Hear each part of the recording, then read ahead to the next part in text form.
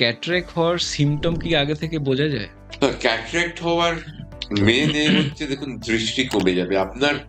লেন্সটা যেটা crystal clear, তার সেটা যদি অস্বচ্ছ হয়ে যায়, আলোটা ক্লিয়ারলি ঢুকে রেটিনায় যদি রিফ্লেক্ট না করে যদি স্ক্যাটার করে যায়, আপনার দৃষ্টি কমে যাবে।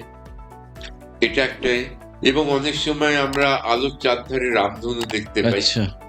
এটা গ্লকোমা হলেও দেখতে পারে, অনেকে দেখে। কাজেই ওটা দেখা মানে যে আমার ছানি পড়েছে তা না, ওটা দেখা মানে ডাক্তার বাবুর কাছে যাওয়া, উনি দেখবেন ছানি না অন্য কিছু।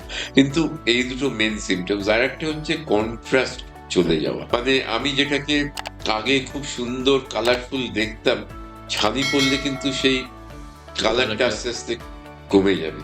এবং এটা নিয়েও অনেক স্টাডিজ আছে। ফ্রেঞ্চ আর্টিস্টদের কিছু আছে, তারা একই জিনিস পেন্ট করেছেন, যে কালারে পেন্ট করেছেন, পরে তাদের ছানি অপারেশন হয়ে যাওয়ার পরে একই জিনিস পেন্ট করেছেন, একই much more vibrant and colourful. So কন্ট্রাস্টটা কমে যায়।